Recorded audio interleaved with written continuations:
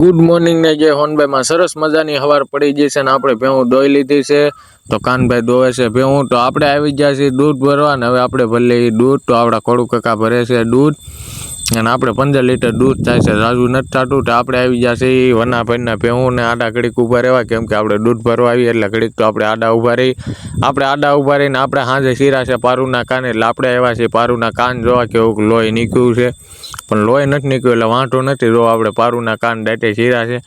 અને આ પાડીના કાન કહેવાય છે આપણે ભેહું તો વ્યૂ ગયું છે ને આપણે બે જઈએ નાસ્તો કરવા ચા દૂધ ને ઘી વાળી રોટલી ને આપણે બાંધી ભાત ભાઈબંધ એક જનાવર હું તમને દેખાડું શું છે એ તો મને નથી ખબર પણ કયું મારી પડખે ને પડખે રખડે છે હવે તો આમ વ્યૂ ગયું છે જો આ ઝાડું વ્યૂ ગયું તમને ના નહીં દેખાય સા અને વાગી ગયા છે 9 ને આપણે હવે પી લઈ સા ડોબા તો વિયાઈ ગયા છે તો હાલો તમે હંધાઈ સા પીવા તો આપણે મેક દીધી સા તો આપણી ભેહું આવી ગઈ છે હવેડે અને હજી તો આપણે હવેડે પૂગ્યા નથી આપણા જો આમ ખેતરમાં હાઈલા આવે છે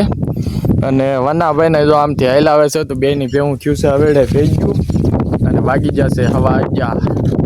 તો આપણે ખાઈ પીને થઈ જશે નવરા અને પ્રતાપ કાકા આપણે દૂધ ગરમ કરે છે તો હવે આપણે ખાઈ પીને સુઈ જાય ને હવે 4 વાગે ચા બનાવી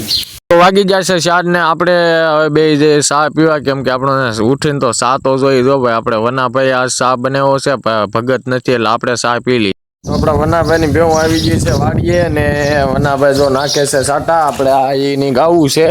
આ એની એક ગા મોટી ગા છે એની એક ગાની આ 4 તો આ તમને મુદલ દેખાય છે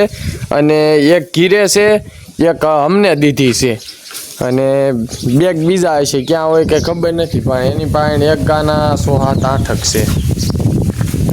આપણી ભેહું ને ધમાર્યું ને પાણી પીને હવે જાય છે આપણી ભેહું ઘીરે નિરણ ખાવા તો આપણી ભેહું પીવું થઈ ગયું છે ને હવે જાય છે આપણી ભેહું ઘીરે આવીને તો આપણે ગાડી લઈને હું મયુરભાઈ ગાડી લઈને નીકળી જાય આપણે મીઠાપુર જવા માટે કેમ કે મીઠાપુર લેવાનું તો આઠણાનો બોળો તો આપણે વાગી જશે 100 ને હવે દોઈ નાખીએ આપણે ભેહું